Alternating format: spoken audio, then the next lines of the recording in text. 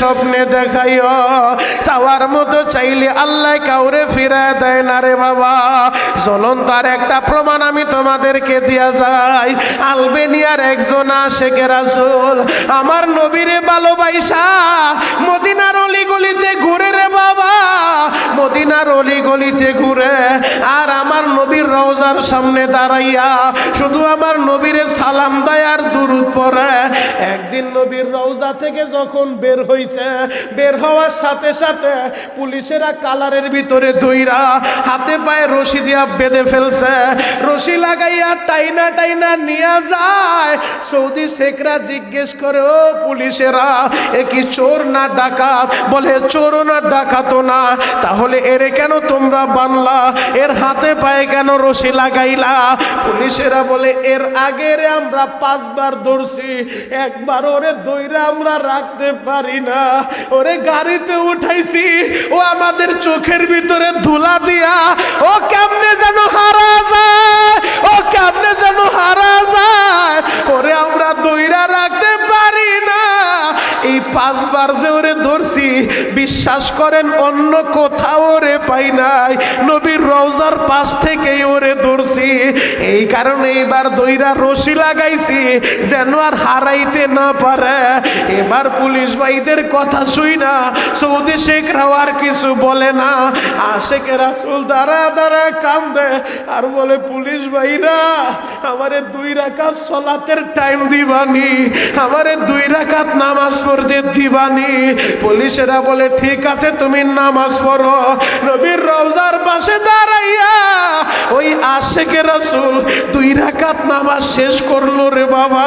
চোখের পানি দিয়া দাড়িগুলা ভিজাইতেছে। নামাজটা শেষ কইরা হাত 2টা না উঠাইয়া শাহাদাত আঙ্গুলটা উঁচা কইরা নবীর রওজা সবুজ গম্বুজের দিকে হাতের ইশারা দিয়া বলেন, নবী গো আপনার সাথে কি এই ওয়াদাই আমার ছিল নি? ইয়া রাসূলুল্লাহ, ইয়া হাবিবাল্লাহ, নবীজি এই ওয়াদাই কি আপনার সাথে ছিল নি? আমি তো বেশি কিছু চাই নাই গো নবী। আমি আপনারে ভালোবাসা আমি আমার বাড়িঘর ছাইরা দিছি, আমি আমার এলাকা ছাইরা দিছি। আপনি নবীরে ভালোবাসা আমি আমার দেশ ছাইরা দিছি গো নবী। আপনি নবীরে ভালোবাসা আমি আমার ব্যবসা বাণিজ্য ছাইরা দিয়া মদিনার অলিগলিতে ঘুরি। নবী গো পুলিশেরা আমারে দইরা নিয়ে যায়। এরা বলে আমার ভিসা নাই, পাসপোর্ট নাই, আমার দেশে পাঠায়া দিব। ইয়া রাসূলুল্লাহ, ইয়া হাবিবাল্লাহ, যদি দেশে পাঠায়া দেয় আমার কি উপায় হবে গো নবী? আমি তো আপনার কাছে বেশি কিছু চাই নাই, আমি শুধু চাইছিলাম আমার মরণ যখন হবে, আমার মরার পরে আমার কবরটা যেন আপনার রওজার পাশে ওই জান্নাতুল বাকির ভিতরে হয়। যেই জান্নাতুল বাকিতে মা ফাতেমা ঘুমায় রইছে, আম্মা জান আয়েশা ঘুমায় রইছে, ইমাম মালিক ঘুমায় রইছে, 10,000 সাহাবী ঘুমায় রইছে। ওই জান্নাতুল বাকিতে আমি শুইতে চাই। হাসরের মাঠে যখন আপনি রওজা থেকে দাঁড়ায় যাবেন, আপনার পাশ থেকে আবু বকর দাঁড়াবে, আপনার পাশ থেকে ওমর দাঁড়ায় যাবে। ওই জান্নাতুল বাকি থেকে একজন একজন কইরা হাজার হাজার সাহাবী দাঁড়ায় যাবে, ইমাম মালিক দাঁড়ায় যাবে। আমি চাইছিলাম গো নবী আমিও সাহাবীদের পিছনে পিছনে, আপনি নবীর পিছনে পিছনে আমিও দাঁড়াইয়া আপনার কদমে কদমে চইলা আমি আপনার সাথে হাসরের ময়দানে যাব। নবী গো পুলিশের আমারে রশি লাগায়া ফেলছে, আমার দেশে পাঠায়া দিব, আমার ভিসা নাই, কাগজ নাই, আমার বৈধ কাগজ নাই। ইয়া রাসূলুল্লাহ, ইয়া হাবিবাল্লাহ, আপনি কি আমার মাওলারে বলেন নাই? আমার মাওলাই কি কবুল করে নাই? আপনারে ভালোবাসা বাড়িঘর ছাইরা দিলাম, আমি আমার মা বাবা ছাইরা দিয়া, আমি আমার বিবিরে ছাইরা দিয়া মদিনার অলি গলিতে ঘুরছি। নবী গো আমারে নিয়ে যায় গো নবী, আমারে নিয়ে যায় গো নবী। এইভাবে যখন সবুজ গম্বুজের দিকে তাকাইয়া ইশারা কইরা কথাগুলো বলে আর চোখের পানি জড়াইতাছে। আমার মাওলার খেলা বুঝা বড় দায় রে বাবা। হঠাৎ কইরে আশেকে রাসূল একটা চিৎকার দিল, আল্লাহু আকবার বইলা এক চিৎকার দিয়া মদিনার ফ্লোরের ভিতরে পইরা গেছে। এবার পুলিশেরা মাথায় পানি দেয়, চেকআপ করে, বডি চেকআপ কইরা দেখে আশেক তো আর দুনিয়ায় নাই। আশেক মাসুকের ডাকে সাড়া দিয়া পুলিশের চোখে ধোঁকা দিয়া আরো তো হারায় গেছে, ও তো হারায় গেছে, রশিদে বাইন্দা রাখতে পারে নাই, ও তো মাওলার ডাকে সাড়া দিয়া ফেলছে। ও আমার যুবক ভাইরা, দাড়ি বাঁকা আব্বা জানেরা, চাওয়ার মতো চাইলে আমার মাওলায় কাউরে খালি ফিরে দেয় না। ও যুবক, কেন নবীরে ভালোবাসবা না? কেন মা বাবার খেদমত করবা না? যেই ব্যক্তি মা বাবা পাইয়া মা বাবার খেদমত কইরা জান্নাত কামাই করতে পারে নাই, তার ধ্বংস অনিবার্য। যে রমজান পাইয়া গুনাহ মাফ করাইতে পারে নাই, তার ধ্বংস অনিবার্য। ও আমার ডুমসরের বাবাজিরা, ও আমার আশেকে রাসূল ভাইরা, রমজান বিদায় নিল, আজকে তৃতীয় দিন। চোখের পানি ঝরে মাওলারে বুঝা বলো, আল্লাহ আমাদের রমজানের রোজা কবুল করো, আমাদের তারাবি কবুল করো, আমাদেরকে ফিরে দিও না। ও যুবক, কিসের বাহাদুরি করো রে ভাই? আজকে মরলে কালকে 2 দিন হয়ে যাবে, ওই কবরে রাখলে কাপনের কাপড় পচার আগে বডিটা পইচা যাবে। আমি এই রমজানের 11তম রমজানে আমি ফজরের নামাজের পরে মদিনার ভিতরে যখন 10 জনের জানাজা হইল, 5 ওয়াক্ত নামাজের পরে জানাজা হয় বাবা। যখন 10 জনের জানাজা হইছে, আমি একটা লাশের খাটিয়া কান্দে লইয়া সৌদিদের সাথে দৌড়া ঢুইকা গেলাম জান্নাতুল বাকির ভিতরে। যখন ওদের সাথে লাঠের খাটিয়া লইয়া ওরা পাগলের মতো দৌড়ায় ঢুকতে থাকে, আমি ওদের সাথে ঢুইকা গেলাম ওই জান্নাতুল বাকির ভিতরে। যখন লাশটা শোয়াইলো রে বাবা, আমাদের দেশে তো বাস দেওয়া হয়, ওই দেশে বাস দেয় না।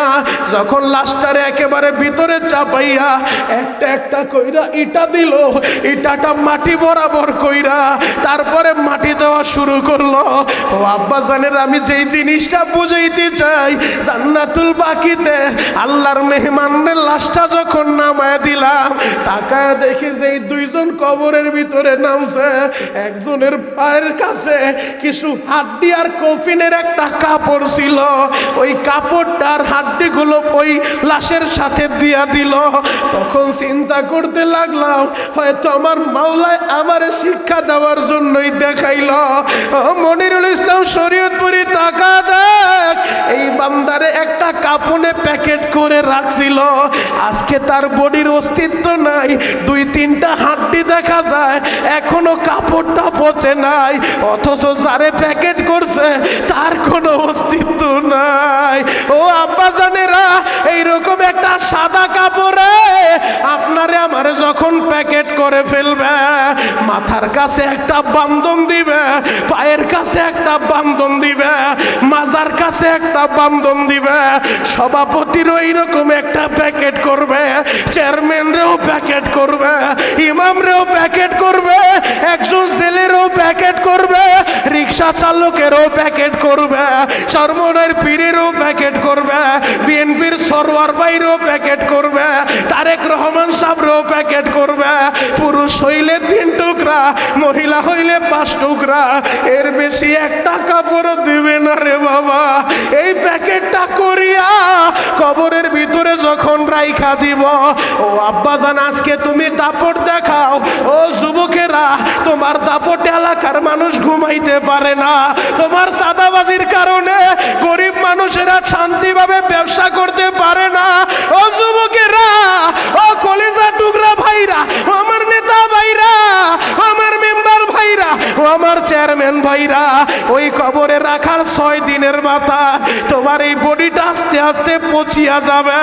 9 দিনের মাথার চুলগুলা সব উঠিয়া যাবে, হাতের নখগুলা খসিয়া খসিয়া পড়িয়া যাবে। ও যুবক ভাইরা রে, কাপনের কাপড়টা পচার আগে তোমার বডিটা পচিয়া শেষ হয়ে যাবে, 2-4টা হাড় থাকবে, আর কিছুই বাকি থাকবে না রে বাবা। যুবক ভাইরা রে, ওই কবরে কি লইয়া যাইবা? ওই কবরে যায়া বলবা আমি এলাকার নেতা, কাজ হবে না, হবে না। ওই কবরে যায়া বলবা আমি শিল্পপতি, কাজ হবে না রে বাবা। ওই কবরে লাগবে শুধু নেক আমল, নেক আমল ছাড়া কবরে কারো পরিচয়ে কাজ হবে না। আল্লাহ না করুক, আল্লাহ না করুক, যদি গুনালে কবরে যাও, কবরের 2 পাশের মাটি এমন ভাবে চাপ মারবে রে বাবা, এক পাজরের হাড় আর এক পাজরে ঢুকায়া দিব, কেমনে সহ্য করবা? এই মজলিসে যার মা নাই বাবা নাই, তোদের পা 2টা আগায়া দে ভাই, পা 2রা বলে যায়। মা বাবার জন্য চোখের পানি জড়াইতে থাকো, তুমি তো ঈদের আনন্দ লইয়া ব্যস্ত। ওই মা কবরে কি অবস্থায় আছে জাননি? ওই বাবার কবরে কি অবস্থা খবর নিছনি? আর যার মা আছে বাবা আছে, আমি বড় মজলিসে তোর পা ধরতে রাজি আছি রে ভাই। হয়তো ওই হাত দিয়া বহুতবার কাবা ঘর ধরছি, কোনো হিসাব নাই, বহুতবার হাজরে আসর ধরছি, কোনো হিসাব নাই রে ভাই। আমি এই হাত দিয়া তোর পা ধরতে পারবো, তোর পা ধরতে রাজি। কেন ধরবো জানো? যদি তুই ওয়াদা কর শরীয়তপুরি ভাই, আমার পা ধরলে আমি নামাজ পড়বো, রোজা রাখবো, মা বাবার খেদমত করব, আমি তোর পা ধরতে রাজি আছি। মার মনে কষ্ট দিয়া কবরে যাইস না, বাবার মনে কষ্ট দিয়া কবরে যাইস না। এই পৃথিবীতে আল্লাহ নবীর পরে সবচেয়ে আপন যে, তার নাম হলো মা। নিজে না খাইয়া সন্তানের খাওয়াইছে রে ভাই। আজকে নেশা কইরা যুবক গুলা মায়েরে মারে, নেশা কইরা যুবক গুলা বাবারে মারে। ও যুবক, এই মা তোর জান্নাত, এই বাবা তোর জান্নাত। যার সাথে মা বাবার দোয়া থাকবে, আমার আল্লাহ তারে কোথাও ঠেকাবে না, ঠেকাবে না রে ভাই। ওই তো কয়েকদিন আগে, ঈদের আগে মেহেন্দিগঞ্জের যে ছেলেটা মারা গেল, গ্রামের বাড়ি, তোর মার অবস্থাটা কি একটাবার খবর লইছনি? ওরে যুবক, সন্তান যদি বিপদে পইরা যায়, পশু পাখি জানার আগে মার কলিজায় খবর হয়। কথা বলেন ঠিক কিনা? আপনারা দেখছেন ঈদের 2-1 দিন আগে আপনাদের এই বরিশালের লঞ্চগুলো যখন ছেড়ে আসতেছিল, কত মানুষ দুর্ঘটনার শিকার হয়ে দুনিয়া থেকে বিদায় নিয়েছে। কথা বলে ঠিক কিনা? এর ভিতরে মেহেন্দিগঞ্জের একটা ছেলে, যেই দৃশ্যটা দেখার মতো না, নির্মমভাবে দুনিয়া থেকে বিদায় নিয়েছে। প্রতিদিন রোড অ্যাক্সিডেন্টে কত মানুষ মারা যায়। বাগেরহাটে ঈদের আগে একই পরিবারের 9 জন মানুষের জানাজা একসাথে হইল। নতুন বিয়ে করছে, বউ নিয়ে বাড়িতে আসবে, মানুষজন নতুন বউ দেখতে আসবে, বউ দেখতে আসছে ঠিকই, তবে রঙিন শাড়িতে না, সাদা কপিনে প্যাকেট হয়েছে। কথা বলে ঠিক কেনা? মুহতারাম হাজিরিন, এর নাম হলো দুনিয়া, 1 সেকেন্ডের নাই ভরসা। কথা বলে ঠিক কেনা? চরমনার পিসা হুজুর মাঝে মধ্যে একটা কথা বলেন যে 1 সেকেন্ডের নাই ভরসা। বাবারা, এই গানটা যিনি লিখছেন, আল্লাহ তাআলা তার মাধ্যমে প্রমাণ করায় দিছে 1 সেকেন্ডেরও কোনো ভরসা নাই। কথা বলে ঠিক কিনা? এই গানের শিল্পী স্টেজের ভিতরে দাঁড়ায় 1 সেকেন্ডের নাই ভরসা গান গাইতেছিল। তো শ্রোতারা বলতেছে গানটা আপনি আবার রিপিট করেন, আবার গান। তো শিল্পী বলতেছে একই স্টেজে একই মঞ্চে দাঁড়ায়া এক গান কি 2 বার গাওয়া যায়? এক গান তো একবারই গাওয়া যায়। শ্রোতারা বলে হ্যাঁ যায়, যদি শ্রোতারা চায়। যেহেতু আমরা সবাই চাই, আপনি এই গানটা আবার রিপিট করেন, আবার গান। তখন শিল্পী আবার মাইক্রোফোন হাতে লয়ে আবার শুরু করছে, 1 সেকেন্ডের নাই ভরসা। ওই যে শাক হয়ে টান দিছে, এই সার সাথে সাথে আমার আল্লাহ তার বডি থেকে প্রাণ পাখিটা বের করে নিয়ে গেছে। আমার আল্লাহ ওই শিল্পীর মাধ্যমে প্রমাণ করে দিল 1 সেকেন্ডেরও কোনো ভরসা নাই। কথা বলে ঠিক কিনা? আজকের মাহফিল আপনার আমার জীবনের শেষ মাহফিল হয়ে যেতে পারে। আজকের এই মোনাজাত আপনার আমার জীবনের শেষ মোনাজাত হয়ে যেতে পারে। টুমচরের বাবাজিরা, চন্দ্রমোহন ইউনিয়নের নাম চন্দ্রমোহন না, চন্দ্রমোহনের বাবাজিরা, আমি আপনাদের পায়ে হাত রেখে বলে যাই, রমজান তো বিদায় নিয়ে চলে গেছে, 2টা দিন হয়ে গেল। আল্লাহ আপনারে আমারে মাফ করছে কিনা একটাবার কি চিন্তা করছেন? নবীজি বলছে রমজান পাওয়ার পরে যে জীবনের গুনাহ মাফ করাতে পারবে না সে ধ্বংস হবে। দোয়া করছে জিবরাইল আমিন, আমিন বলছে রহমাতুল লিল আলামিন। এই দোয়া কবুল হয়েছে, এতে কোনো সন্দেহ নাই। তো রমজান তো চলে গেল, আল্লাহ আপনারে আমারে মাফ করছে কিনা একটাবার চিন্তা করে দেখেন। আগামী 6 মাস পর্যন্ত শুধু আল্লাহর কাছে তাওবা কর আর ইস্তেগফার করা, দোয়া করা, মাওলা হে আমার রমজানের রোজাগুলো আপনি কবুল করেন, আমার তারাবিগুলো আপনি কবুল করেন, আমার ইফতার সাহারি আপনি কবুল করেন। বাকি যেই 5 মাস বাকি থাকবে ওই 5 মাস আবার দোয়া কর, আল্লাহ আগামী রমজান পর্যন্ত হায়াতটা পৌঁছায় দেন। চিৎকার মেরে বলেন আমিন, আরো জোরে বলেন আমিন। আপনি আর আমি তো আনন্দে আত্মহারা। ঈদের আনন্দে কত যুবক মোটর সাইকেলের শোডাউন দেয়, কত যুবক নাচ গান নিয়ে ব্যস্ত। বিভিন্ন এলাকায় গানের আয়োজন হয়, নাচের আয়োজন হয়। গতকালকে মাহফিল করছি সখীপুর, মাগরিবের পর একটা দোয়া ছিল মাদারীপুর, সেখান থেকে গেছি সখীপুর। তো যাওয়ার পথে দেখলাম রাস্তার ভিতরে কত জায়গায় নাচ গানের আয়োজন, বিভিন্ন জায়গায় যুবকেরা বিভিন্ন নাচ গানের ভিতরে মুক্ত। চিন্তা করতে লাগলাম, হায় হায় রমজান চলে গেছে, এরা তো আনন্দে আত্মহারা, অথচ কবরবাসীরা তো কবরের ভিতরে বড় পেরেশান। রমজান মাসে আমার আল্লাহ জাহান্নামের দরজাগুলো বন্ধ করে জান্নাতের দরজাগুলো ওপেন করে দিয়েছিলেন, কিন্তু রমজান মাস যখন শেষ হয়ে গেছে, শাওয়ালের চাঁদ আকাশে উদিত হয়েছে, তো সাথে সাথে কার কবরে যেন আবার জাহান্নামের আগুনগুলো দাউ দাউ করে জ্বলতেছে। কোন বাবার কবরে যেন 99টা সাপ উপস্থিত হয়ে গেছে, কোন বাবার কবরে যেন আযাব আর যন্ত্রণা শুরু হয়ে গেছে। একটাবার চিন্তা করে দেখছেন, এই মজলিসে যার মা নাই, এই মজলিসে যার বাবা নাই, ও মা হারা সন্তান, ও বাপ হারা সন্তান, তুমি ঈদের আনন্দে মশগুল, অথচ তোমার মা বাবার খবর কি নিছ? বাবার কবরের পাশে দাঁড়ায় কি একটা ফোঁটা চোখের পানি ঝরায়া আল্লাহর কাছে দরখাস্ত দিছ, মাওলা হে রমজান তো চলে গেছে, আমার বাবার কবরে আপনি আর আযাব দিয়েন না। আল্লাহ যদি বাবাই ভুল করে থাকে, আমি সন্তান হিসেবে বাবার কবরের পাশে দাঁড়ায় গেলাম, আপনি যেই দোয়া শিক্ষা দিছেন, আপনার নবী যেই দোয়া শিক্ষা দিছে, রব্বির হামহুমা কামা রব্বায়ানি সগীরা, আল্লাহ আপনার শিখানো, আপনার নবীর শিখানো দোয়া আমি আমার বাবার কবরের পাশে দাঁড়ায় করলাম, আমার বাবার কবরটা কিয়ামত পর্যন্ত জান্নাতের বাগান বানায় দেন। চিৎকার মেরে বলেন আমিন। এই দোয়া কয়জন সন্তান করছে, কয়জন সন্তান বাবার খবর নিছে? এই পৃথিবীতে যার বাবা নাই, যার মা নাই, তার মতো হতভাগা কেউ নাই।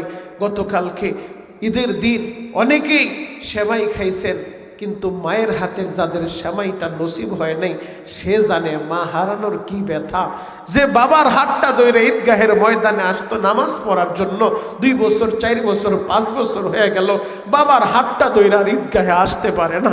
যে বাবা পরের জমিতে কামলা দিয়া, নদীতে মাছ ধইরা, জেলের কাজ কইরা বাবা ঈদের দিন নতুন একটা জামা কিনে নাই, নতুন একটা পাঞ্জাবি বানায় নাই, পুরান পাঞ্জাবি পইরা ঈদগাহের ময়দানে গেছে, আর সারা রাত মাছ ধইরা কষ্ট কইরা মাছ বিক্রি কইরা সন্তানদের ঠিকই নতুন কাপড় কিনা দিছে। কথা বলেন ঠিক কিনা? আজকে সেই বাবা কবরে চলে গেছে, কয়জন সন্তান ওই বাবার খবর নিছে? আমি তো কেরানীগঞ্জ সুবাড্ডা কেন্দ্রীয় মসজিদে জুমা পড়াই। ঈদের আগের দিন আমার কাছে এক শিল্পপতি আইসা মুসাফা করে কিছু হাদিয়া দিস, আর চোখের পানি জোরে কান্দে।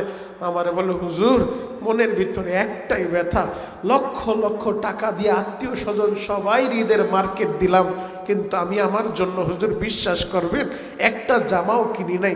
আমি বললাম, কেন কিনেন নাই? সবারই কিনে দিয়েছেন, আপনিও কিনতেন। বলে, হুজুর কেন কিনে নাই শুনবেন।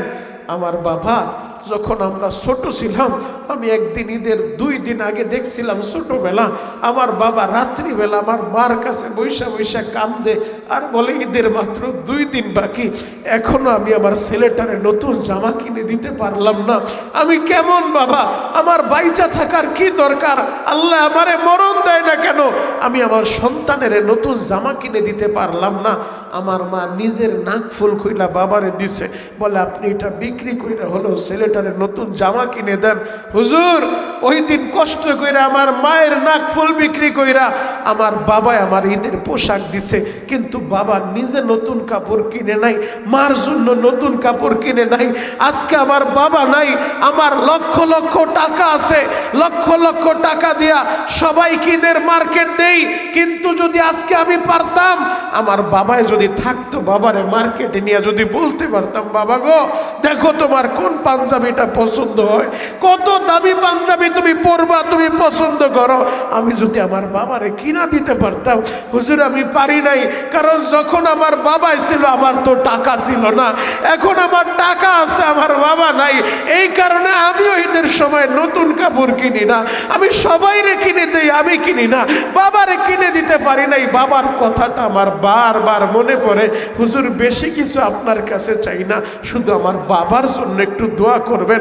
এই মজলিসে যাদের বাবা নাই, ও বাবারা ছেলেরা, ও মাহারা ছেলেরা, এই মজলিসে বসে এখন বাবার জন্য 2 ফোঁটা চোখের পানি চাইরা দিবা, মার জন্য 2টা ফোঁটা চোখের পানি চাইরা দিবা। আরে সন্তানের চোখের পানি গড়ায়া নাকের আগায় আসতে দেরি হয়, আল্লাহ মা বাবারে মাফ করতে দেরি করেন। আল্লাহু আকবার, আরো জোরে বলেন আল্লাহু আকবার। বাবাজি তাহলে মা বাবার জন্য দোয়া করার দরকার আছে না নাই? আরো জোরে বলেন আছে না নাই? এবার বলেন সর্বময় ক্ষমতার মালিককে, একসাথে বলেন আল্লাহর নাম জোরে বললে ভয় নাই। আল্লাহর নাম যে যত জোরে বলবেন আপনার হার্টের রোগ হবে না, আপনার হার্ট আমার আল্লাহ ভালো রাখবে। আল্লাহু আকবার বলেন তো, আরো জোরে বলেন আল্লাহু আকবার। এটা বরিশালের জমিন, এটা আল্লাহওয়ালাদের জমিন, এই বরিশালের মাটি আল্লাহওয়ালাদের ঘাটে, কথা বলেন ঠিক কিনা? বরিশালে আমার আল্লাহ এমন বড় বড় বুজুর্গ পাঠাইছে, একটু সামনে অগ্রসর হন, ওই চরমোনাইর ময়দানে ঘুমায় রয়েছে সৈয়দ ফজলুল করিম রহমাতুল্লাহ আলাইহি, আর একটু সামনে অগ্রসর হন, এই বরিশালের মাটিতেই ঘুমায় রয়েছে নেসার আহমদ সাহেব রহমাতুল্লাহ আলাইহি, কায়েদ সাহেব রহমাতুল্লাহ আলাইহি, কথা বলেন ঠিক কিনা? এই বরিশালের মাটি উলামায়ে কেরামের ঘাটি, পীর বুজুর্গের ঘাটি, কথা বলেন ঠিক কিনা? আল্লাহ বরিশালবাসীকে আপনি কবুল করেন, চিৎকার মেরে বলেন আমিন, আরো জোরে বলেন আমিন। শুনলাম এই আগামী মাসের 1 তারিখে চরমোনাইর ময়দানে আবার বার্ষিক মাহফিল শুরু হতে যাচ্ছে। সারা বাংলাদেশ থেকে লক্ষ লক্ষ আশিকিন জাকিরিনদের মিলন মেলা হবে, কথা বলো ঠিক কিনা? আল্লাহওয়ালাদের মজমা ওই চরমোনাইর ময়দান ঘুরে আসলেও আমার আল্লাহ বেঈমান বদমাইশের হেদায়েতের মালা পরায় দেয়, কথা বলে ঠিক কিনা? আল্লাহ কবুল করুক, চিৎকার মেরে বলেন আমিন, আরো জোরে বলেন আমিন। খারাপ লাগতাছে, কষ্ট হয়, আমরা মুসলমান, জন্ম যেহেতু হয়েছে মরতে আমাদের হবে, তবে এমন একটা মরণ আমরা মরতে চাই যে মরণ মরলে কোনো চিন্তা নাই, কথা বলেন ঠিক কিনা? আরো জোরে বলতে হবে ঠিক কিনা?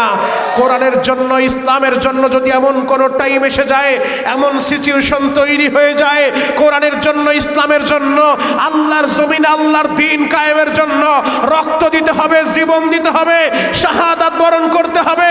আমি দেখতে চাই বরিশালের মুসলমান, ডোমচরের মুসলমান, তোমরা কারা কারা কোরআনের জন্য, ইসলামের জন্য, আল্লাহর নবীর ইজ্জতের হিফাজতের জন্য রক্ত দিতে পারবা, জীবন দিতে পারবা? হাতগুলো আল্লাহকে দেখায়া দাও। আল্লাহ সবাইকে কবুল করুক, চিৎকার মেরে বলেন আমিন, আরো জোরে বলেন আমিন। কোরআনের পক্ষে থাকার দরকার আছে না নাই? আরো জোরে বলেন আছে না নাই? হে যুবক ভাইরা, হাজী সাহেব, বাবাজিরা, ডানে বামে নজর নাই, এক নজরে তাকায় থাকেন গো বাবা। আমরা মুসলমান, আমাদের ধর্মের নাম ইসলাম। আল্লাহ তাআলা দয়া করে, মোহাব্বত করে, ভালোবেসে আমাদেরকে দিয়েছেন আল কোরআন। এই কোরআনের কথাগুলো দুনিয়ার কোনো রাজা বাদশার কথা না, দুনিয়ার কোনো এমপি আর মন্ত্রীর কথা না, এই কোরআনের কথাগুলো কার? জবানটা ছাইরা দিয়া বলেন না বাবা তিনি কে? এই কোরআনের কথাগুলো আমার আল্লাহর। এই কোরআনের পক্ষে থাকতে হবে বাবা, কারণ এই কোরআন তো এমন একটা কিতাব, এই কিতাব যেই জায়গায় লাগে ওই জায়গা দামি হয়ে যায়। এই কোরআন নাজিল করলো আল্লাহ রমজান মাসে, রমজান মাসের দাম বেড়ে গেল। শাহরু রমাদানাল্লাযী উনজিলা ফীহিল কুরআন, আমার আল্লাহ যেই রাতে কোরআনটা নাজিল করলো। ওই রাতটা কত দামি জানেননি বাবা? লাইলাতুল কদরি খায়রুম মিন আলফি শাহর, হাজার মাসের চাইতেও শ্রেষ্ঠ। এই কোরআন যেই নবীর উপরে নাজিল করলো, ইমামুল মুরসালিন খাতামুন নবীন, দু জাহানের বাদশা, নবীদেরও যিনি নবী, আল্লাহু আকবার, সর্বশ্রেষ্ঠ নবীর উপর আল্লাহ কোরআন নাজিল করলো। তাহলে এই কোরআনের পক্ষে থাকার দরকার আছে না নাই? এই কোরআনের একটা অক্ষর যেই বান্দা বান্দি তেলাওয়াত করবে, অর্থ জানুক আর না জানুক, সাথে সাথে আমার আল্লাহ তার আমল নামায় 10টা নেকি দান করবে। আর জোরে বলে ক্ষুধা লাগলে সমস্যা নাই, খিচুড়ি তৈরি হইতেছে। আল্লাহু আকবার বলেন তো। একবার সুবহানাল্লাহ বলবেন টুমসর স্কুল মাঠে বৈশা, আমার আল্লাহ আপনার নাম, আপনার বাবার নাম, দাদার নাম, পরদাদার নাম সহ জান্নাতের ভিতরে একটা সুবহানাল্লাহর গাছ লাগায়া দিবে। বাবাজি, এই কোরআনের কত পাওয়ার, এই কোরআনের তেলাওয়াতের কত পাওয়ার, জ্বলন্ত একটা প্রমাণ দিয়ে আমি আমার মূল আলোচনার দিকে ঢুকবো।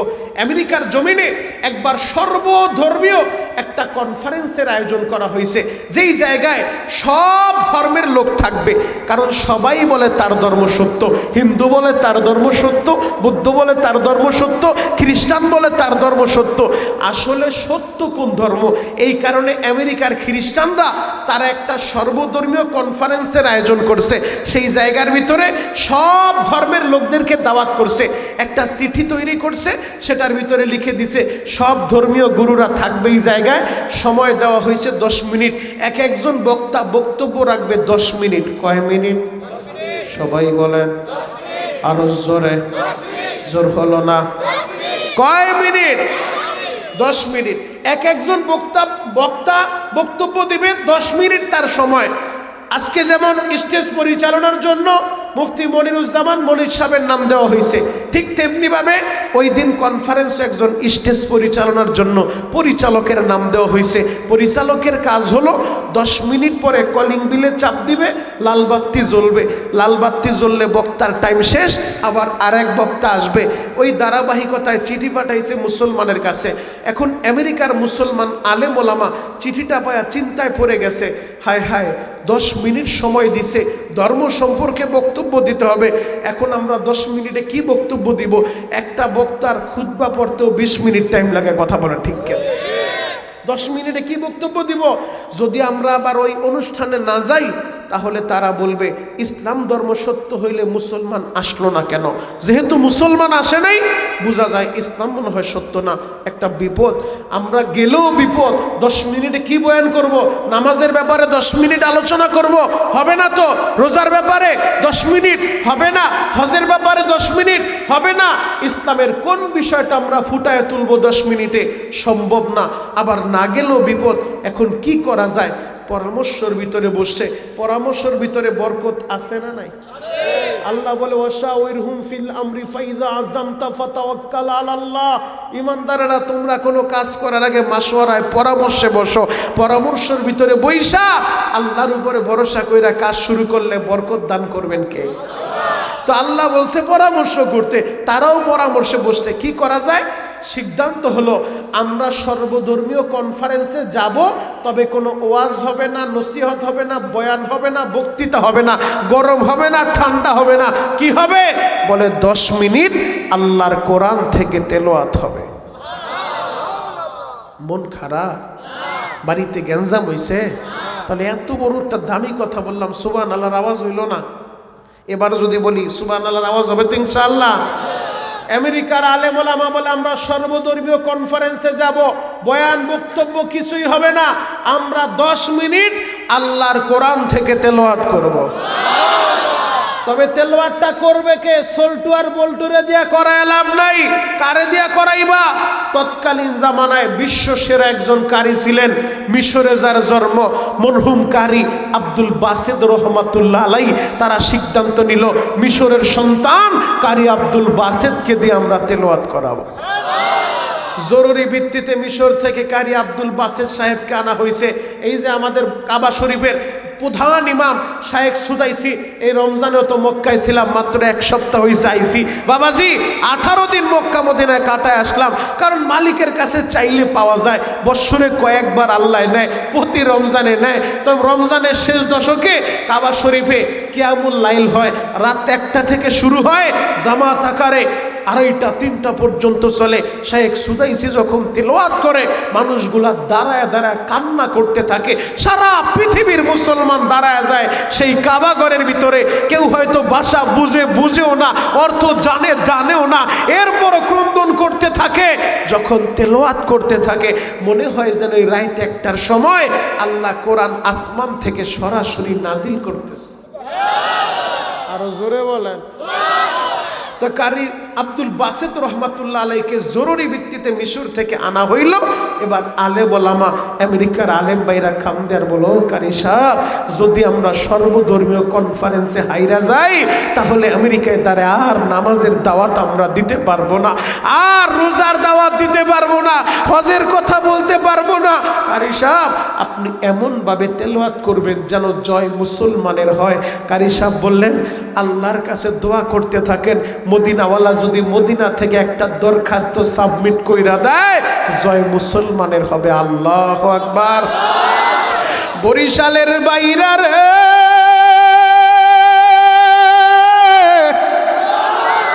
সর্বধর্মীয় কনফারেন্স শুরু হয়ে যায়, 10 মিনিট করে সময় নির্ধারণ করলো। অনুষ্ঠান যখন শুরু হয়ে গেছে বাবা, পরিচালক তিনি এক এক বক্তার নাম ঘোষণা করেন, হিন্দুদের নাম ঘোষণা করলো। মাইক্রোফোনটা হাতে লইয়া তারা তাদের ধর্মের সৌন্দর্য ফুটায় তুলল। তারা বলে, আসমানের নিচে জমিনের উপরে সত্য যদি কোনো ধর্ম থাকে ওই ধর্মের নাম সনাতন ধর্ম। তারা তাদের ধর্মের সৌন্দর্য ফুটায় তুলছে। সময় কয় মিনিট? সবাই বলেন 10 মিনিট পরে পরিচালক কলিং বিলে চাপ দিছে, লাল বাতি জ্বলা গেছে, মঞ্চটা ছাইরা তিনি চলে গেছে বাবা। এবার আবার খ্রিস্ট ধর্মের গুরুরে ডাক দিল। খ্রিস্ট ধর্মের গুরু দাঁড়াইয়া তারা তাদের ধর্মের সৌন্দর্য ফুটায় তুলল। 10 মিনিট পরে কলিং বিল চাপ দিল, লাল বাতি জ্বালা দিল, তাদের সময়টা শেষ করে দিল। এবার যখন বৈদ্যদের নামটা ঘোষণা করা হয়, বৈদ্যরা মাইক্রোফোনটা হাতে লইয়া বলে, হোম শান্তি, হোম শান্তি, জীব হত্যা মহাপাপ, জীব হত্যা মহাপাপ। আসমানের নিচে জমিনের উপরে শ্রেষ্ঠ যদি কোনো ধর্ম থাকে ওই ধর্মের নাম বৌদ্ধ ধর্ম, কারণ তাদের ধর্মের প্রধান স্লোগান হোম শান্তি, জীব হত্যা মহাপাপ। অথচ বাস্তবতা আমরা দেখতে পাইলাম আমাদের ওই পাশের রাষ্ট্র মায়ানমারের ভিতরে, মায়ানমারের বৌদ্ধরা হোম শান্তির স্লোগান লাগাইয়া আমার মুসলমানের মা বোনদের ইজ্জত লুণ্ঠন করলো। হোম শান্তির স্লোগান দিয়া মায়ানমারের মসজিদগুলা বুল্লুজার দিয়ে ঘুরিয়ে দিল। হোম শান্তির স্লোগান দিয়া মায়ানমারের মুসলমানদের রক্তে নাফ নদীর পানিটা লাল করে দিল। যেই ধর্মের স্লোগান হোম শান্তি, জীব হত্যা মহাপাপ, এই স্লোগান দিয়া যারা মুসলমানের রক্তে আল্লাহর জমিন রঞ্জিত করে, কশ্চিন কালেও এই ধর্ম সত্য হইতে পারে না। কথা বলেন ঠিক কিনা? মুহতারাম হাজিরিন, মায়ানমারের উগ্রবাদী বৌদ্ধরা আজও পর্যন্ত তাদের দেশের মুসলমানদেরকে যে বের করে দিয়েছে, আমাদের দেশে তাদেরকে জায়গা দিয়েছি, এখনো পর্যন্ত তাদের দেশের ভিতরে যাওয়ার প্রসেসিং এখনো হয় নাই, এখনো তারা তাদের দেশে যেতে পারে নাই। আবার তারা দাবি করে হোম শান্তি, জীব হত্যা মহাপাপ, আমাদের ধর্ম সত্য ধর্ম। আসলে এটা সত্য ধর্ম হইতে পারে? আরো জোরে বলেন, পারে? সর্বশেষ নামটা ঘোষণা করা হইল মুসলমানের পক্ষ থেকে, ইসলাম ধর্মের পক্ষে। এবার বক্তব্য রাখবে কারি আব্দুল বাসেত। আল্লাহু আকবার, জোরে বলেন, আরো জোরে বলেন আল্লাহু আকবার। মাইক্রোফোনে যখন নামটা ঘোষণা করা হয় গো বাবা, ডুমসরের বাইরা রে, কারি আব্দুল বাসেত 1 পা 2 পা কইরা মঞ্চের দিকে আগায়, আর মুসলমানরা দাঁড়ায় দাঁড়ায় শুধু কান্দে। আলেম ওলামা চোখের পানি দিয়া বুকটা বাসায়, একটা কথাই বুঝাইতে চায়, ও কারি আব্দুল বাসেত আজকে আমরা হাইরা যাই আমেরিকায় দাঁড়াইয়া, আর নামাজের দাওয়াত দিতে পারবো না, আর রোজার দাওয়াত দিতে পারবো না, আর কালিমার কথা বলতে পারবো না। আজকে যেন জয় মুসলমানের হয়। কারি সাহেব বলে, আলেম ভাইরা আমার মাওলার কাছে দোয়া করো, মদিনার নবীর উপরে দুরূদ পড়ো।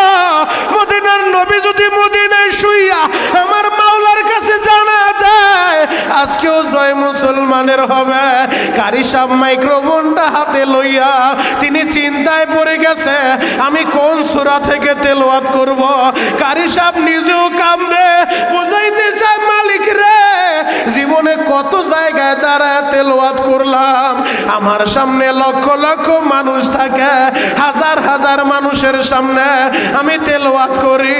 তেলাওয়াত শুনিয়া মুসলমানেরা আল্লাহু আকবার বলতে থাকে, আমার এমন জায়গায় দাঁড় করাইলা, আমার সামনে বিধর্মীরা ভরা, হিন্দু বৌদ্ধ খ্রিস্টান সবাই। আল্লাহ আমি এখন কোন সূরা থেকে তেলাওয়াত করব? আমার আল্লাহ তার মাথার ভিতরে ঢুকায়া দিল, তুমি সূরাতুর রহমান তেলাওয়াত করো।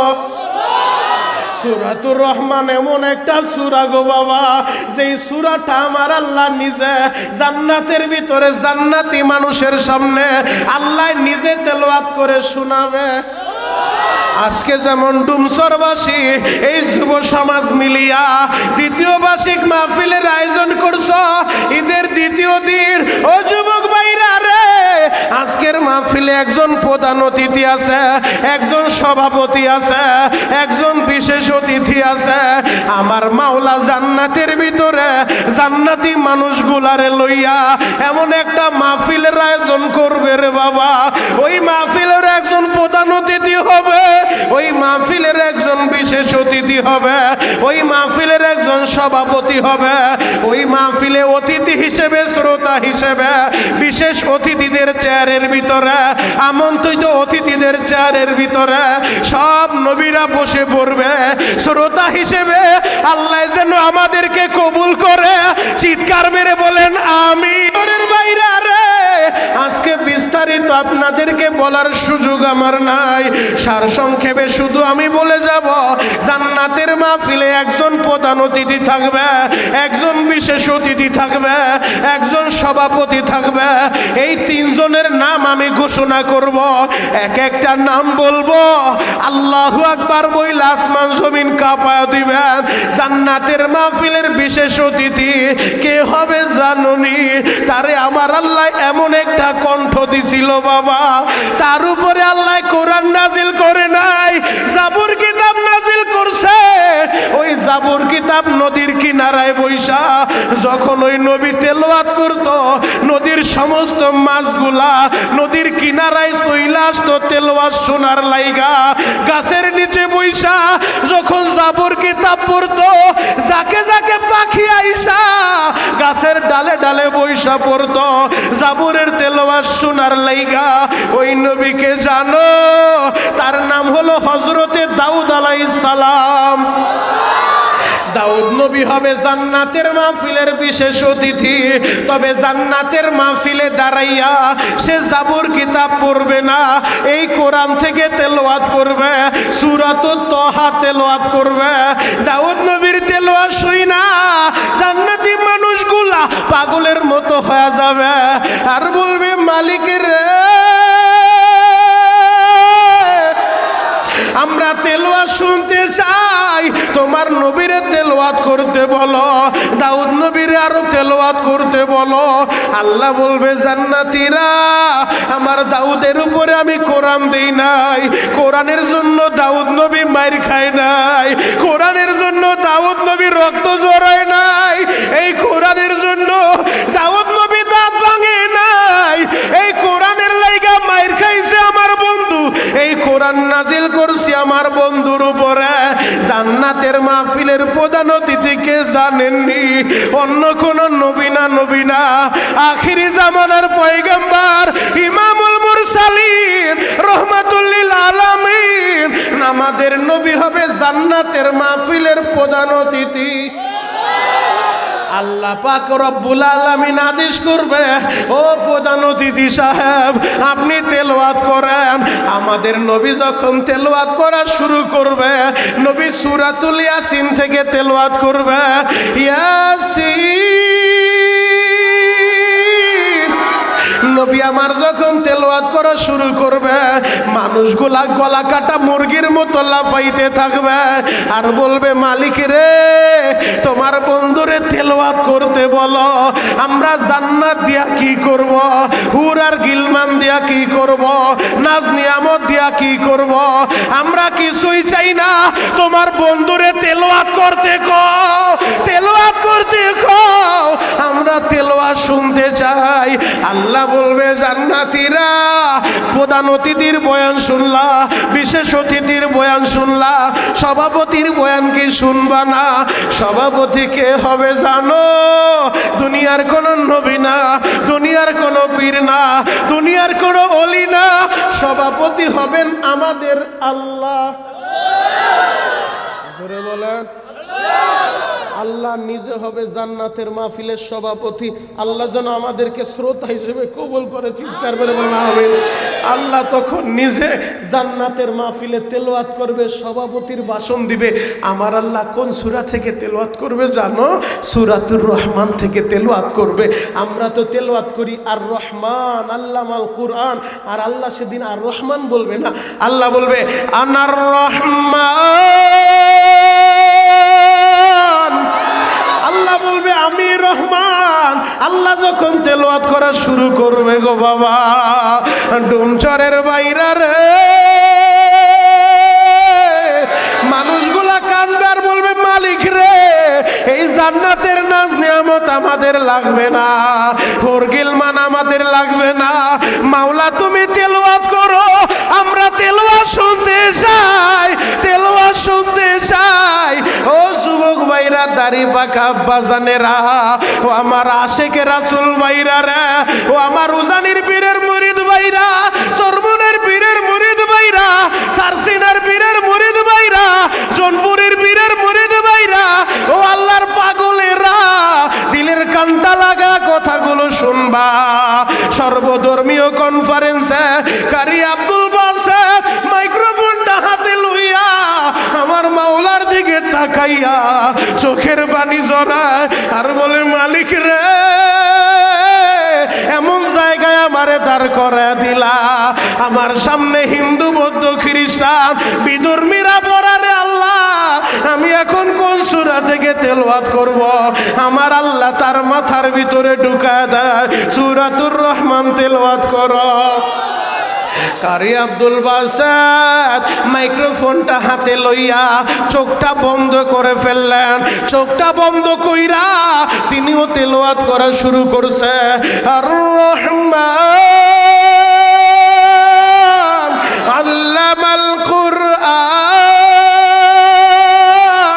কারি সাহেব যখন তেলাওয়াত করা শুরু করছে, সময় কয় মিনিট? আরো জোরে বলেন, সময় কয় মিনিট? 10 মিনিট পরে পরিচালক কলিং বিলে চাপ দিব, লালবাতি জ্বালায় দিব। কারি সাহেব তো চোখ বন্ধ কইরা তেলাওয়াত করতেছে বাবা। 10 মিনিট পার হয়ে গেছে, কলিং বিলে কেউ চাপ মারে না, লালবাতিটাও কেউ জ্বালায় না, কারি সাহেব তেলাওয়াত বন্ধ করে না। 10 মিনিট পার হইয়া 20 মিনিট চইলা যায়, কেউ কলিং বিলে চাপ দেয় না, তেলাওয়াতও বন্ধ হয় না, তেলাওয়াতও বন্ধ হয় না। আমার ডুমসরের ভাইরা 20 মিনিট পার হইয়া 30 মিনিট, কেউ কলিং বিলে চাপ দেয় না, কেউ লালবাতি জ্বালায় না, কারি সাহেব তেলাওয়াত বন্ধ করে না। সূরাতুর রহমান শেষ করে ফেলছে। সূরাতুর রহমান শেষ করিয়া সূরাতুল ওয়াকিয়া শুরু করছে, ধারাবাহিক একের পর এক তেলাওয়াত করতেছে। 30 মিনিট পার হইয়া 40 মিনিট, কেউ কলিং বিলে চাপ দেয় না, তেলাওয়াতটাও বন্ধ হয় না। 40 মিনিট পার হইয়া 50 মিনিট, কলিং বিলে চাপ পড়ে না, লালবাতিও জ্বলে না, তেলাওয়াতও বন্ধ হয় না, তেলাওয়াতও বন্ধ হয় না। 50 মিনিট পার হইয়া 1 ঘন্টা, কেউ কলিং বিলে চাপ মারে না বাবা। এই দিক দিয়া 1 ঘন্টা চলে যায়, কেউ তারে ডিস্টার্ব করে না, কেউ কলিং বিলে মোবাইলে চাপ দেয় না, সোয়া 1 ঘন্টা তেলাওয়াত কইরা কারি আব্দুল বাসেত নিজেই যখন তেলাওয়াতটা বন্ধ কইরা এবার চোখটা খুইলা তাকাইছে বাবা, চোখটা খুইলা তাকা দেখে ওই মঞ্চের ভিতরে বিভিন্ন ধর্মীয় পণ্ডিতেরা, ধর্মীয় গুরুরা একটা মুরগির গলার ভিতরে ছুরি চালাইয়া মুরগিটা জবাই কইরা মুরগিটা ছাইরা দিলে যেইভাবে দাপাইতে থাকে বাবা, এক একজন ধর্মীয় গুরু গলা কাটা মুরগির মতো দাপাইতাছে আর বলে কারি আব্দুল বাসেত আমাদেরকে তুমি কি শুনাইলা? আমাদের কলিজা ঠান্ডা হয়ে গেছে, কলিজা ঠান্ডা হয়ে গেছে। ও কারি আব্দুল বাসেত, আমরা আমাদের কষ্ট ভুলার লাইগা আমরা মদের আয়োজন করি, আমরা গানের আয়োজন করি, জীবনে কত নায়িকার নাচ দেখছি, কত গায়িকার গান শুনলাম, জীবনে কত মদ খাইলাম, আমাদের কষ্ট দূর হয় নাই, আমাদের কলিজা ঠান্ডা হয় নাই। আজকে তুমি আমাদেরকে কি শুনাইলা? আমাদের কলিজা শীতল হয়ে গেছে। ও কারি আব্দুল বাসেত, তুমি তেলাওয়াত করো, তেলাওয়াত করো। আমরা এই তেলাওয়াত শুনতে শুনতে এই দুনিয়ারে বিদায় জানাইতে চাই, এই দুনিয়া থেকে কোরআন তেলাওয়াত শুনতে শুনতে আমরা বিদায় নিতে চাই। তেলাওয়াত করো। ওই মঞ্চের ভিতরে 1 জন 2 জন না, 50 জন ধর্মীয় গুরু, ধর্মীয় পণ্ডিত শুধু কোরআনের তেলাওয়াত শুই না কালিমা পড়ে মুসলমান হইছে। আর জোরে বলো কয়জন? 50 জন, শুধুমাত্র তেলাওয়াত শুই না। বাপ চিন্তা করে দেখেন ওই তেলাওয়াতের কত পাওয়ার, এইটাই আপনাদেরকে বুঝাইতে চাইছিলাম। আমি গুনাহগার, আমার বয়সও বেশি হয় নাই, সবে মাত্র মাঠে বয়ান করে আপনাদের দুয়ার বরকতে এই ছোট্ট জীবনে আমার বয়ান শুই না 6 জনটা আমি কালিমা পড়াইছি। আলহামদুলিল্লাহ বল। আমার জুমার বয়ান শুনে যে কেরানীগঞ্জে আমি সুবারডা কেন্দ্রীয় মসজিদে জুমা পড়াই, অনলাইনে আছে দেখবেন, শুধু জুমার বয়ান শুনে 2টা ছেলে মুসলমান হয়েছে। তো আমি চিন্তা করলাম আমার সুর নাই, সার নাই, ফাডাবাজ দিয়া বাইরাই, এরপরও তারা যদি মুসলমান হইতে পারে, আর কারি আব্দুল বাসেদের কণ্ঠে আমার আল্লাহ এমন মধু দিয়া দিছে, ওলামায়ে কেরাম, বুজুর্গ ওলামায়ে কেরাম যাদের মেহনতে এই বাংলাদেশের ভিতরে হাজার হাজার লক্ষ মানুষ কালিমা পড়ে মুসলমান হয়েছে। কথা বলা ঠিক কেন? আল্লামা দেলোয়ার হোসেন সাইদি সাহেব রহমাতুল্লাহ আলাইহি কবরে চলে গেছে, তার বয়ান শুনে কত মানুষ মুসলমান হয়েছে। কথা বলা ঠিক কেন? চরমনের সৈয়দ ফজলুল করিম রহমাতুল্লাহ আলাইহি তার বয়ান শুনে কত মানুষ নেশা ছাড়ছে, কত মানুষ ডাকাতি ছাইরা আল্লাহর ওলি হয়ে গেছে। বাবাজি, তাহলে যেই কোরআনের বয়ান শোনার কারণে হিন্দুরা, বৌদ্ধরা, খ্রিস্টানরা তাদের ধর্মশাইলা ইসলামের দিকে আসে, এই কোরআনের পক্ষে থাকার দরকার আছে না নাই? আরো জোরে বলতে হবে, আছে না নাই? এই কোরআনের জন্য যদি দরকার হয় রক্ত দিতে হবে, জীবন দিতে হবে। যেই কোরআনের জন্য আমার নবী রক্ত দিয়েছেন, নবী জীবন, নবী রক্তাক্ত হয়েছেন, আল্লাহ নবীর দান দান মোবারক শহীদ হয়েছে, ওই উহুদের ময়দানে গেলে সহ্য করা যায় না। 70 জন সাহাবী উহুদের মাঠে ঘুমায়। এই কোরআনের জন্য 70 জন সাহাবী একই ময়দানে জীবন দিয়া দিছে। বদরের ময়দানে গেলাম, মদিনা থেকে 162 কিলোমিটার দূর বদরের মাঠে 14 জন সাহাবী ঘুমায় আছে যারা কোরআনের জন্য জীবন দিছে। যদি টাইম এসে যায় কোরআনের জন্য, ইসলামের জন্য, আল্লাহর নবীর ইজ্জতের হিফাজতের জন্য, আবার মায়ের কোল খালি করতে হবে, আবার স্ত্রীকে বিধবা করতে হবে, আবার সন্তানকে এতিম করতে হবে, আবার রক্ত দিতে হবে, জীবন দিতে হবে। ডুমচরের যুবকেরা, বরিশালের যুবকেরা, তোমরা কারা কারা নবীর জন্য, কোরআনের জন্য জীবন দিতে পারবা? হাত গোলা দেখা। আল্লাহ কবুল করুক। সকলে বলে না আমিন। আর জোরে বলে না আমিন। খারাপ লাগতেছে? শেষ করে দিব? চলবে? চলবে? চলবে? কতক্ষণ? একজন কয় সারা রাত। সারা রাত সবাই থাকবেন? সবাই থাকবেন? আল্লাহকে হাত উঠায় দেখান তো কে কে ভাগবেন। এইটাই ঠিক। আপনারাও সারা রাত থাকবেন, আমিও সারা রাত করবো না। আপনাদের তো একদিন আর আমার তো একদিন, আগামীকাল সেই পাবনা। পাবনা জেলায় সুজানগর থানায়, সেখানে আপনাদের মতো অনেক আল্লাহর পাগলেরা আছে। এরপর আবার ঈদের সময় ড্রাইভার ছুটিতে নিজে গাড়ি চালায় আসছে, ও শেষ কইরা আপনারা তো বাসায় যায় শুয়ে থাকবেন, আমার তো আবার গাড়ি চালায় ঢাকা যাইতে হবে, ঢাকা থেকে আবার পাবনা যাইতে হবে। তবে ইনশাআল্লাহ আপনারা দোয়া করবেন, আপনাদের দোয়া সাথে থাকলে আমার আল্লাহ সহজ করে দেবে ইনশা আল্লাহ। পারে কি পারে না? জোরে বলেন বা পারে কি পারে না? মানে গলা ফাটায় বলেন তো আল্লাহু আকবার। যতবার টাইম আসবে সুযোগ পাবেন, আমি যত সময় কথা বলবো আপনাদের ধৈর্যের ত্রুটি ঘটাবো না, খিচুড়িও ঠান্ডা করব না, ইনশাআল্লাহ গরম গরমই পাবেন। এজন্য যত সময় আলোচনা করব সুযোগ পাইলে খোদার কসম করে বলি, একবারও কোনো নেতা নেত্রী যত বড় নেতার খেতা হোক ওই তার নাম আপনারা আমি নিতে বলবো না। এ 3.5 হাত বডির ভিতরে যতদিন প্রাণ আছে, এই কণ্ঠে যতদিন আওয়াজ উঠবে হকের পক্ষে, ইসলামের পক্ষে, আল্লাহু আকবারের ধ্বনি উঠবে। কথা বলেন ঠিক কেন? আপনাকেও কোনো নেতা খেতার নাম নিতে হবে না, সুযোগ পাইলেই কণ্ঠ সাইরা দিয়া বলবেন আল্লাহু আকবার। আল্লাহু আকবার শব্দের অর্থ আমার আল্লাহ সবচাইতে বড়। আর যেই বান্দা বলে আমার আল্লাহ সবচাইতে বড়, তারে আমার আল্লাহ ছোট রাখবে না, দুনিয়াতে সম্মানিত করবে, মরার পরে জান্নাত দিয়া ধন্য করবে ইনশাআল্লাহ। বলেন তো আল্লাহু আকবার। একটা মাত্র আওয়াজ আছে আল্লাহু আকবার, এই আওয়াজটা শুনলে প্রতিটা বেঈমানের দিলের ভিতরে ভূমিকম্প শুরু হয়। কথা বলেন ঠিক কিনা? এই আল্লাহু আকবার শুনলে মুনাফিকের দিলের ভিতরে অ্যালার্জি শুরু হয়। কথা বলেন ঠিক কিনা? যদি আল্লাহু আকবার শব্দ শুনলে কারো খারাপ লাগে, তুমি এখনো সময় আছে, রুহের ডাক্তার দেখাও, ট্রিটমেন্ট করো, তোমার ইমানের ভিতরে ভেজাল আছে। কথা বলেন ঠিক কিনা? আল্লাহ আমাদের সবাইকে কবুল করুক। চিৎকার মেরে বলেন আমিন। আরো জোরে বলেন আমিন। লম্বা আলোচনা করব না, একটা মাত্র আয়াতে কারিম আপনাদের সামনে আমি তেলাওয়াত করছি। আমি ওই বক্তা না যে 1 ঘন্টা ওয়াজের ভিতরে 5-7টা গজল গায়া সময় নষ্ট করব। আমি সেই বক্তা না যে আধা ঘন্টা শুধু খুতবাই পড়ব। শুধুমাত্র একটা আয়াত তেলাওয়াত করছি, পবিত্র কোরআনের 3 নম্বর পারা থেকে 13 নম্বর পৃষ্ঠা, সূরাতুল আলী ইমরানের 31 নম্বর আয়াত। শুনেন আমার আল্লাহ কি বলে, কুল ইন কুনতুম তুহিব্বুনাল্লাহ। আল্লাহ বলে নবীজি আপনি দুনিয়ার মানুষেরা বলে দেন, তাদেরকে জানায় দেন, যারা আমি আল্লাহরে ভালোবাসতে চাই। আপনারা আল্লাহরে ভালোবাসতে চান কি চান না? সবাই চান। তাহলে একটা ভালোবাসার ডাক দিবেন, ইয়া আল্লাহ, ইয়া আল্লাহ, ইয়া আল্লাহ। কারণ যে ব্যক্তি আল্লাহর জন্য হয়ে যায়, গোটা জগৎ তার হয়ে যায়। মানলাহুল মাওলা ফালাহুল কুল। আরে যে আল্লাহর জন্য হয়ে যায়, গোটা জগৎ তার হয়ে যায়। কথা বলেন ঠিক কিনা? আল্লাহর ওলি জালা, এদের কোনো ভয় নাই, এদের চিন্তার কারণ নাই। এরা বুলেটের সামনে দাঁড়ায়ও ভয় পায় না। কথা বলেন ঠিক কিনা?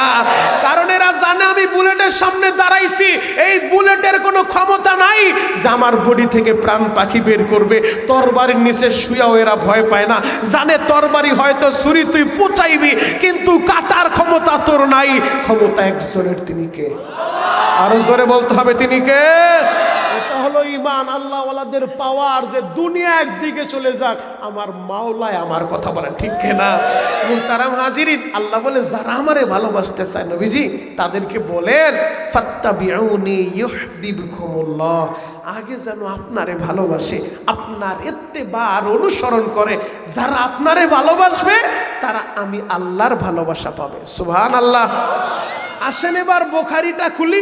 বুখারীর ভিতরে নবী আবার কি বলে, মান আহাব্বা সুন্নতি ফাকাদ আহাব্বানি। নবীজি আবার বলতেছে যারা আমার সুন্নত ভালোবাসবা তারা আমারে ভালোবাসলা। তার মানে কোরআন এবং হাদিস দুইটা একত্রিত করলে রেজাল্ট বের হয় যে নবীর সুন্নত ভালোবাসলো, সে নবীর ভালোবাসা পাইলো। আর যে নবীর ভালোবাসা পাইলো সে আল্লাহর বন্ধু হইল।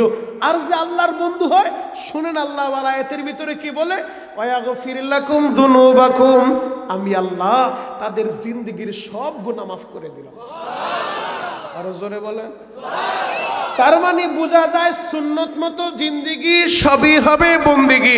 যদি নবীর সুন্নতের মালা গলায় লাগাইতে পারেন, মদিনাওয়ালার রঙে রঙিন হইতে পারেন, নবীর ভালোবাসা আপনি পেয়ে যাবেন। নবীর ভালোবাসা পাইলে আল্লাহর ভালোবাসা পাবেন, আল্লাহর বন্ধু হবেন। আল্লাহর বন্ধু হইলে আপনার ভয় নাই, আপনার চিন্তার কারণ নাই। আপনার জন্য এই দুনিয়ার 10টা দুনিয়ার সমান একটা জান্নাত আল্লাহ রেডি করে রাখছে। আল্লাহু আকবার। এখন আমরা তো সবাই নবীরে ভালোবাসতে চাই, এই দেশের ভিতরে আশেকে রাসূলের কিন্তু অভাব নাই। কথা বলে না কেন? আশেকে রাসূলের অভাব আছে? ওরে বাবা রে বাবা, বিশাল বড় বড় গেট টানায় লেখা দেয় বিশ্ব আশেকে রাসূল, অথচ মাথা থেকে পা পর্যন্ত আপনি খোঁজ করলে একটা সুন্নত পাবেন না, সুন্নতের খবর নাই, সেও আশেকে রাসূল। নবীর বিরুদ্ধে কেউ কথা বললে প্রতিবাদ করতে জানে না। মহল্লার মসজিদের ইমাম সাহেব বেচারি যদি জুমার দিন নাস্তিকের বিরুদ্ধে গরম বক্তব্য দেয়, আবার ওই আশেকে রাসূল লাঠিতে বর কইরা চার দোকানে মিনি সংসদ ভবনে বইসা এরপরে মাস্টার প্ল্যান করে। ইমামের শক্তি বাইরা গেছে, ইমাম দাওয়াত খায়, শরীরে চর্বি জমা গেছে, গরম গরম কথা কয়।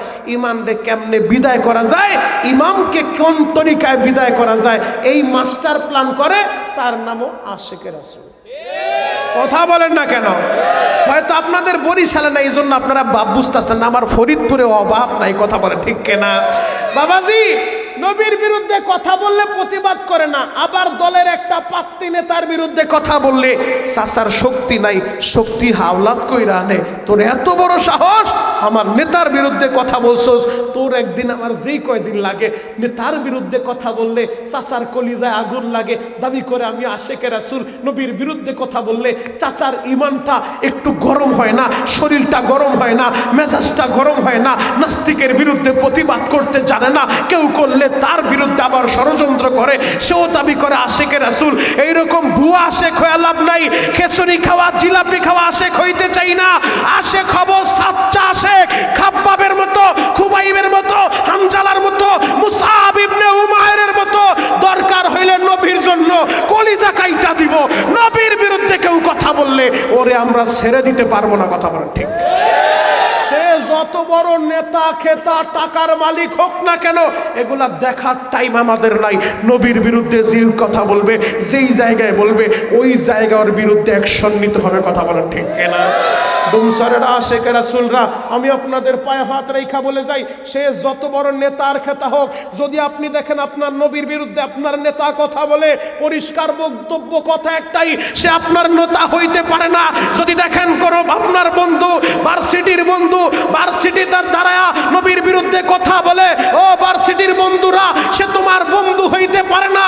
যদি তুমি দেখো তোমার মায়ের পেটের ভাই নবীর বিরুদ্ধে কথা বলে, ও তোমার ভাই হতে পারে না। পরিষ্কার বক্তব্য। নাস্তিকদের কোনো ধর্ম পরিচয় নাই, নাস্তিকদের কোনো রাজনৈতিক পরিচয় নাই, ওদের পরিচয় একটাই, ওরা মানবতার দুশমন, আল্লাহর দুশমন, নবীর দুশমন, 250 কোটি মুসলমানের জানের দুশমন। কথা বলেন ঠিক কিনা? ওই নাস্তিকদের সাথে আমাদের কোনো আপোষ থাকতে পারে? আরো জোরে বলেন পারে? আমরা আশেকে রাসূল হইতে চাই। আল্লাহ স্বপ্নে যোগে আপনার নবীর দিদার আমাদেরকে নসিব করেন। চিৎকার মেরে বলেন আমিন। যুবক ভাই, মদিনায় যাইতে মনটা চায় কি চায় না? মদিনায় যাইতে মনটা চায় কি চায় না? এই তো কয়েকদিন আগে রমজান মাসে মদিনা থেকে যখন বিদায় নিতেছিলাম, আমি বিদায়টা নিয়েছি এবার রিয়াজুল জান্নাহ থেকে। কারণ দুনিয়ার ভিতরে একটা জায়গা আছে জান্নাতের টুকরা, রিয়াজুল জান্নাহ। নবীজি বলছে আমার রুম এবং মিম্বার এই মাঝখানের জায়গাটা রিয়াজুল জান্নাহ, এটা সরাসরি জান্নাতের জায়গা। ওই জায়গায় যে নামাজ পড়লো সে যেন জান্নাতের ভিতরেই নামাজ পড়লো। আরো জোরে বলেন। আপনাদের জন্য দোয়া করে গেলাম, আল্লাহ যেন আপনাদেরকে জীবনে একবার হইল রিয়াজুল জান্নায় দুইকা আল্লাহর একটা সিজদা দেওয়ার মতো সুযোগ কইরা দেয়। চিৎকার মেরে বলেন আমিন। আরো জোরে বলেন আমিন। আমি যখন দুইকা বিদায় নিতেছিলাম, কারণ এই বছর আল্লাহ 3 বার ঢুকাইছে, রাত্রেবেলা ঢুকছি, সারা রাত ইবাদত করছি আলহামদুলিল্লাহ। এখন কিন্তু অনেক কড়াকড়ি, করোনার পর থেকে প্রতি বছরই তো যাই, বছরে কয়েকবার যাই, অনেক কড়াকড়ি, কিন্তু আল্লাহর কাছে চাইলে আল্লাহ সহজ করে দেয়। যত কড়াকড়ি হোক, এরপর আল্লাহ 3 বার ঢুকাইছে, বিদায়টা নেওয়াইছে নবীর রওজার পাশে বৈশা। রওজার যে গিলাপটা, দেওয়ালটা, ওইটার সাথ থেকে যখন সালাম দিয়া বিদায় নিতেছিলাম আর বলতেছিলাম, মালিক জান্নাতের ভিতরে ঢুকায় আর জাহান্নামে দিয়েন না, যেহেতু একবার ঢুকাইছেন মালিক, যেহেতু আপনি ঢুকাইছেন, আমার কোনো যোগ্যতা আসতে পারি নাই। আল্লাহ বাংলাদেশে গেলে যত মাহফিলে যাব, যত নবীরা আশেকেরা আপনার হাবিবের কথা শুই না, চোখের পানিগুলা জড়াইব, মদিনায় আসতে চাইব, রিয়াজুল জান্নাহ আসতে চাইব, মালিক একজনও খালি ফিরাইবেন না। এদেরকে আপনি বারবার নবীর রওজা জিয়ারতের সুযোগ দিবেন। চিৎকার মেরে বলেন আমিন। আরো জোরে বলেন আমিন। যুবক ভাইরা রে,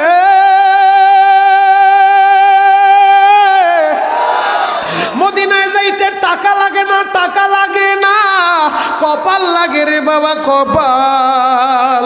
যদি তুমি চোখের পানি জড়াইয়া আজকের এই ডুমসরের মাহফিলে বইসা তুমিও যদি আমার আল্লাহরে বুঝায় বলতে পারো, আল্লাহ আমি বেশি কিছু চাই না, আমি মরার আগে আমার নবীর রওজাটা একটু দেখতে চাই, আমি রওজার সামনে দাঁড়াইয়া আমি আমার হাবিবের, আমি আমার নবীরে একটা সালাম দিতে চাই রে আল্লাহ। আসসালাতু ওয়াসসালামু আলাইকা ইয়া রাসূলুল্লাহ, আসসালাতু ওয়াসসালামু আলাইকা ইয়া হাবিবাল্লাহ। আল্লাহ তুমি আমারে কবুল করবা, যদি চাওয়ার মতো চাইতে পারেন বাবা অবশ্যই আমার আল্লাহ কবুল করব, আমার আল্লাহ খারি ফিরাইব না। জ্বলন্ত একটা প্রমাণ আপনাদেরকে আমি দিয়া যাই রে বাবা।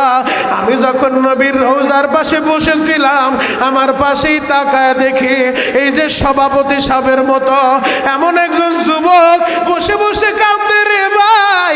চেহারাটা দেখা মনে হলো আমার বাঙালি। জিজ্ঞেস করলাম আপনি কি বাঙালি? বলে হ্যাঁ হুজুর, আমার বাড়ি বাংলাদেশে সিলেটে, মৌলভীবাজারে আমি প্রাইমারি স্কুলের প্রধান শিক্ষক। বলে হুজুর মনের ভিতরে একটা ব্যথা লয়া মদিনা ছাড়ব, আমি রিয়াজুল জান্নায় ঢুকতে পারলাম না হুজুর, আগামীকাল সকালবেলা চলে যাব। আমি যখন আমার পরিচয়টা দিলাম, আমার হাতের ভিতরে চুমু খায় আর বলে হুজুর আপনি একটু নবীর কারগুজারি আমারে শুনান, সাহাবীদের নবী প্রেমের একটু আলোচনা শুনান। আমি বৈশা বৈশা তারে শুনাইতেছিলাম। আমার এই কথাগুলো শুই না আশেপাশে আরো বাঙালিরা জমা হয়ে গেল, সব হাজিরা শুধু ফোপায়া ফোপায়া কান্দে। আমার কিছু বয়ান শুই না সবাই যখন নবীর রওজার পাশে বৈশা ফোপায়া ফোপায়া কান্দে বাবা। ওই মাস্টার সাহেব আমারে বলে শরীয়তপুরি হুজুর আমি আপনারে আর একটা কারগুজারি শুনে যায়। আমি বললাম কি কারগুজারি বলেন? বলে হুজুর আমাদের গ্রাম এলাকায় ওই মৌলভীবাজারে এক মাওলানা, নাম তার মাওলানা মনসুর। বলে হুজুর 4000 টাকায় ইমামতি করত। ওই ইমাম সাহেব হুজুরের জীবনে একটা স্বপ্ন ছিল, জীবনে একবার মদিনায় আসব, জীবনে একবার আমার নবীর রওজার সামনে দাঁড়াইয়া আমার নবীরে সালাম দিব।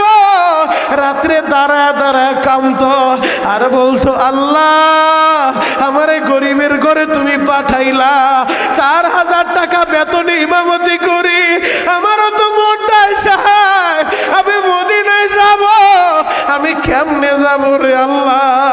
আল্লাহ গো মদিনা না দেখে আমারে মরণ দিও না। আমিও আমার জীবনে বহুত কাঁদছি রে বাবা। ওই ঢাকার যাত্রাবাড়ি বড় মাদ্রাসা আমি পড়তাম, চরমনাইর বর্তমান পীর সাহেব হুজুর যেই হুজুরের কাছে পড়ছে মহিউস সুন্নাহ আল্লামা মাহমুদুল হাসান আমার উস্তাদ রে ভাই, আমার বুখারীর উস্তাদ। ওই যাত্রাবাড়ি মাদ্রাসায় পড়তাম। বড় হুজুর প্রতি বছর হজে চইলা যায় আর আমি মসজিদের ভিতরে দাঁড়ায় দাঁড়ায় কাঁদতাম আর বলতাম আমার উস্তাদ প্রতি বছর হজে যায়, মদিনায় যায়, আমারও তো মনটাই চায়। আল্লাহ গো জীবনে একবার আমার মদিনা দেখায়ও, জীবনে একবার তোমার ঘরটা দেখায়ও। আমার মাওলায় আমার ডাকটা ফিরায় নাই রে বাবা। আমার মাওলায় যেই বছর আমারে প্রথম নিল, আমি কাবা ঘরটা জড়াইয়া হাজরে আসদ চুম্বন কইরা কাবার দরজা এবং হাজরে আসদ এর মাঝামাঝি একটা জায়গা আছে যেটার নাম মুলতাজিম। আমার নবী হাত দুইটাই ভাবে সরাইয়া মুলতাজিমের সাথে সিনাটা লাগায় দোয়া করত। জাতির পিতা ইব্রাহিম কাবা ঘরটা বানাইয়া মুলতাজিম জোরে দইরা আল্লাহর কাছে দোয়া করছে, আল্লাহ আমার বংশে এমন একজন রসুল পাঠাও আমার জাতির পিতার দোয়া কবুল কইরা তার বংশে আল্লাহ আখিরি জামানার পয়গাম্বর রে পাঠায়। আমিও মুলতাজিমটা দইরা বললাম আল্লাহ একবার যেহেতু আমারে আনছো, আমি তো বাজেট পাস করাইতে আইছি রে মাওলা, আমারে তুমি বারবার আনবা। এরপরে আমার মাওলায় 8 মাসের মাঝে মাথায়, এরপরে 6 মাসের মাথায়, এখন বছরে কয়েকবার নেই রে বাবা। আমি বলার উদ্দেশ্য একটাই, আমি গেছি শুনাইতে চাই না রে বাবা না। আমি কেন বলছি জানো? আমারে যদি মাওলায় নেয় তোমারে কেন নিবে না? আমিও গরিবের সন্তান। হয়তো বলতে পারেন হুজুর আমি তো নদীর ভিতরে মাছ ধরি ছেলে মানুষ, আমি গরিবের সন্তান, আমি কেমনে মদিনায় যাব? বাবা আমি এই জন্যই আপনারে বলছি মদিনায় যাইতে টাকা লাগে না, মদিনায় যাইতে লাগে কপাল। যদি চাওয়ার মতো চাইতে পারো আমার আল্লাহ টাকা ছাড়া মদিনায় নিতে পারে। কয় ডজন প্রমাণ তুমি চাও? আমি তোমাদের ভাই শরীয়তপুরে কয়েক ডজন প্রমাণ দিতে পারবো। মদিনায় যাইতে একটা টাকাও লাগে না, শুধু কপাল লাগে রে বাবা। এই তো তোমাদের বরিশালের আমতলী এলাকার প্রায় 95 বছর বয়স একজন মুরব্বী বাবাজি, আমার সামনে যারা বসে আছেন এদের মধ্যে থেকে আরো বয়সটা বেশি হবে। 95 বছরের একজন মুরব্বী, আমতলী তার বাড়ি। আমি যখন গত বছরের আগের রমজানে যাইতেছিলাম বিমানে আমার পাশের সিটেই বসে রে বাবা। একটু পর পর শুধু আমারে বলে হুজুর মদিনার কত দূর, হুজুর মদিনার কত দূর। আমি বললাম বাবা অপেক্ষা করেন আর একটু সময় লাগবে, বাবা অপেক্ষা করেন আর একটু সময় লাগবে।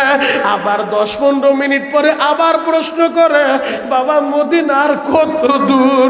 আমার তো মনটাই মানে না, মদিনা দেখার আগে যদি আবার মইরা যায়। আমার জীবনে একটাই তামান্না, আমি মদিনায় যাব, আমি আমার নবীরে সালাম দিব, আমি আমার নবীর রওজার সামনে দাঁড়াইয়া চোখের পানি জড়াইয়া আমি আমার নবীর একটা সালাম দিব।